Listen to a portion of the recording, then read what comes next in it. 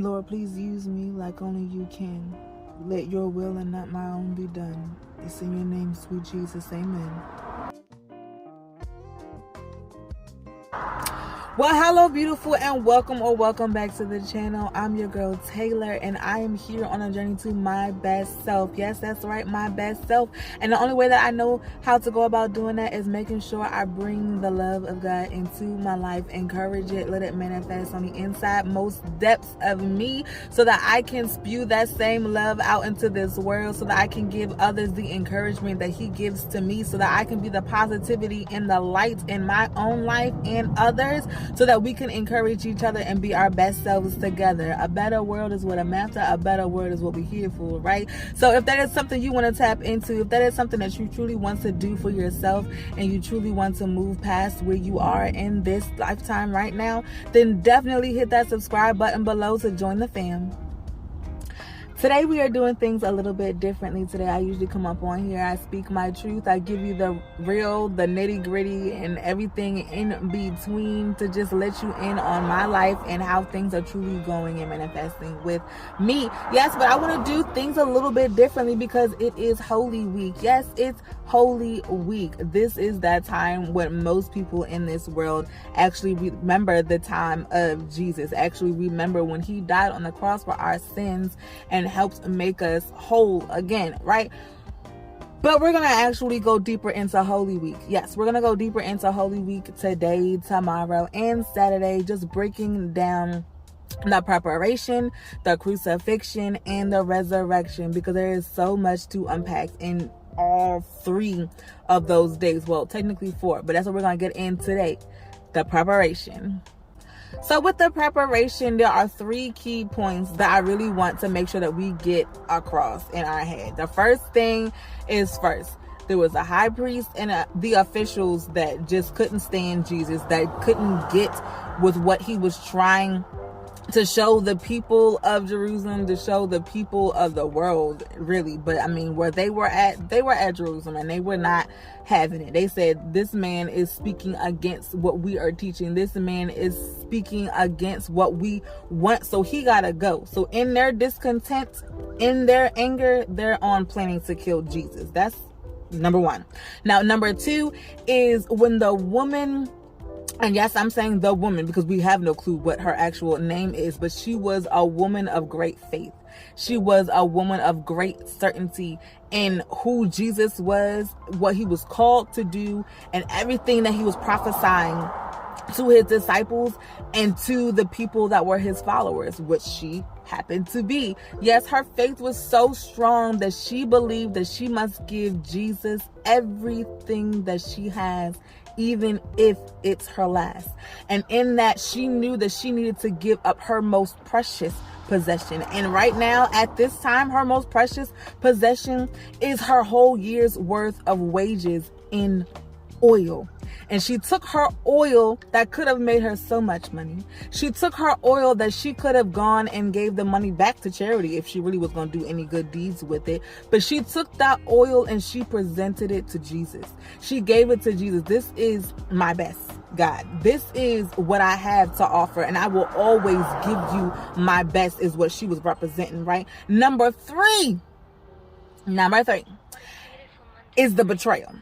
The actual physical betrayal that happens, that led up to Jesus's crucifixion. That's number three. Now, there is a whole lot that we can unpack in those 3 points alone. So we're going to stop right there for today and talk about just the preparation before the crucifixion. And then tomorrow we'll get deep into the crucifixion. Okay. The first initial thought in the preparation was the fact that there were high priests and officials, religious leaders, people that were leading others in their community astray simply because of their disbelief in what was to come, their disbelief in everything that Jesus represented, because it was against what they believed. It was against what they wanted. It was against everything that they were trying to stand for that was going to help them. They were trying to help themselves.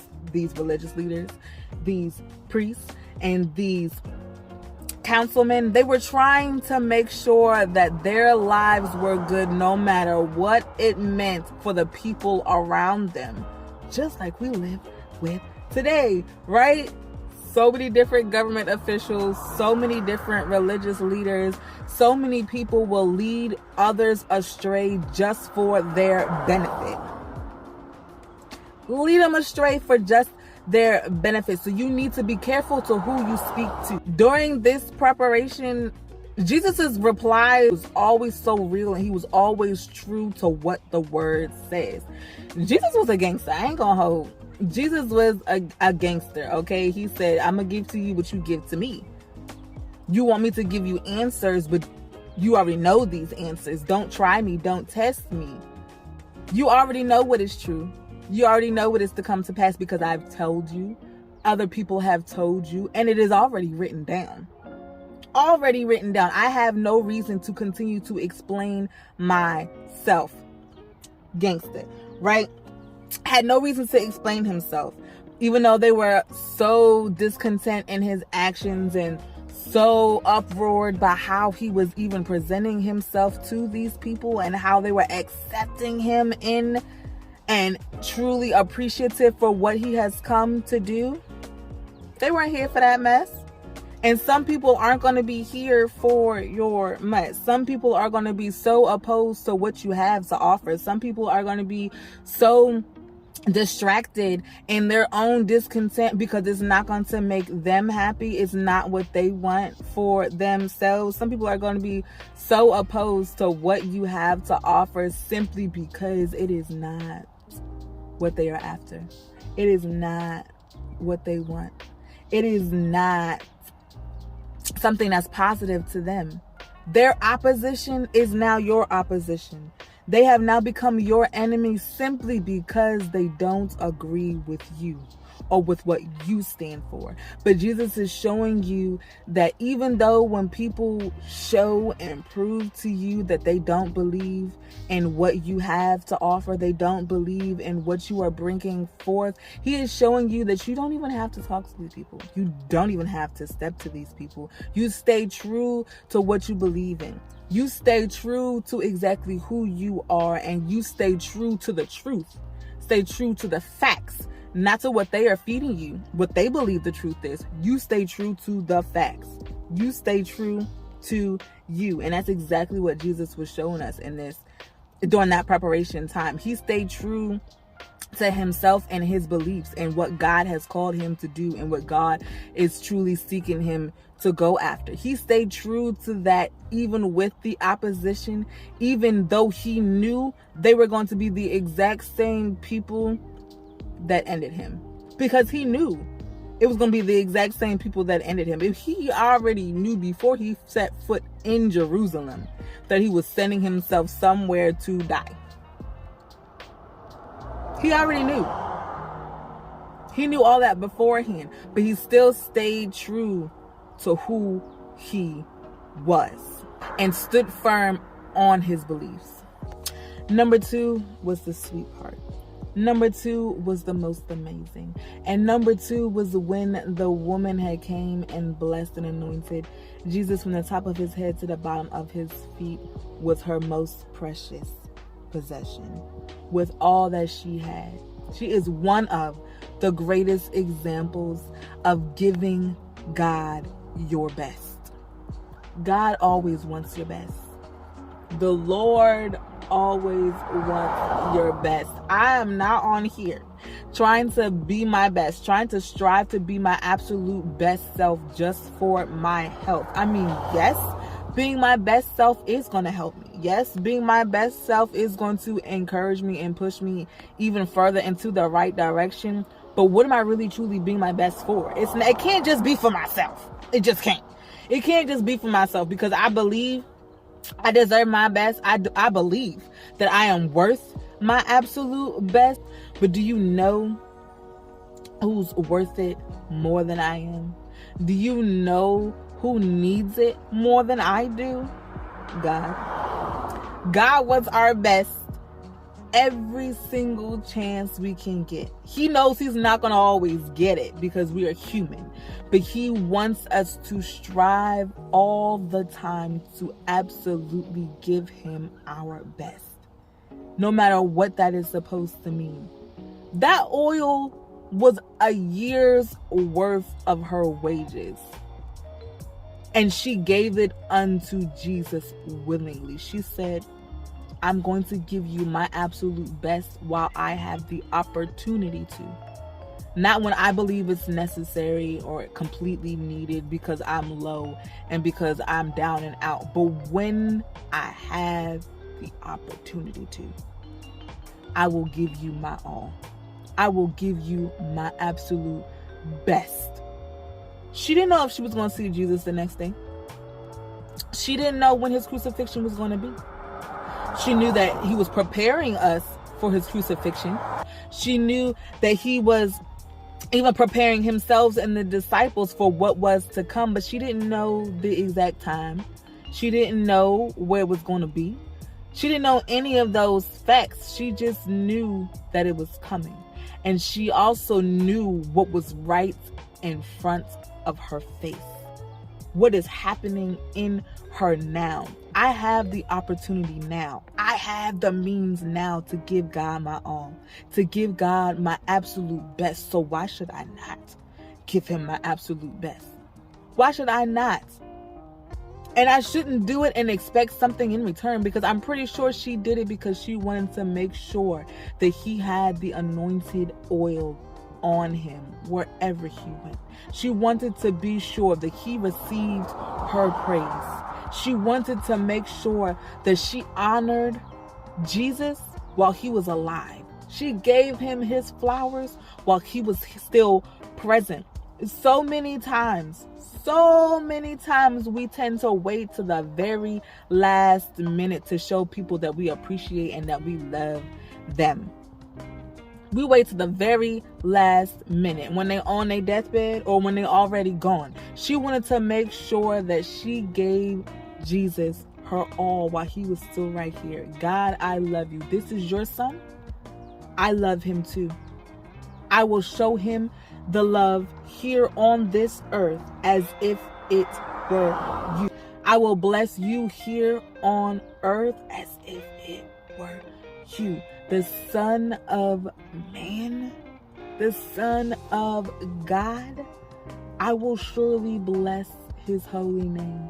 I will anoint him from the top of his head to the soles of his feet to show you how much I love you, to show you how much I adore you, to show you how much I truly respect you, to show you that I am truly appreciative for the fact that even though you don't want to, even though technically you don't even have to, you still continue to strive to give me your best. You still strive to continue to give me your all, even when I didn't even deserve it. Even when you were here on this earth and you didn't even understand why we were so neglective and the facts that you were giving us at hand. You gave us so many facts while you were here on this earth, and we were still turning the other cheek to some of them. But you continue to give us your all no matter what we gave you. So today, God, I am going to continue to give you my all. I'm going to give you my absolute best, whatever that means. If I have to give you my very expensive bottle of oil to make sure you are completely blessed and pleased with me, then I will do so. And number 3, yes, we are already here at number 3. Number 3 is the betrayal.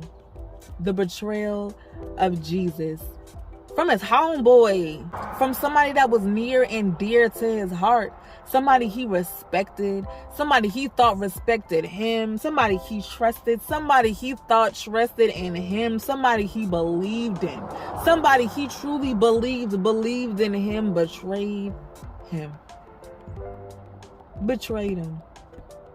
And in this betrayal, I truly believe it was one of those things where God knew it was going to hurt. God knew that it would have been another test for Jesus as well, because God was testing Jesus day in and day out. The devil was testing Jesus day in and day out, but Jesus continued to stay faithful. Jesus continued to stay true to the beliefs and the words that was already written beforehand. He stayed true to what he was supposed to stay true in, no matter what had happened, no matter what had transpired, no matter who was in any situation. He stayed true to what he was supposed to stay true in, and that is his Father, God in heaven, right?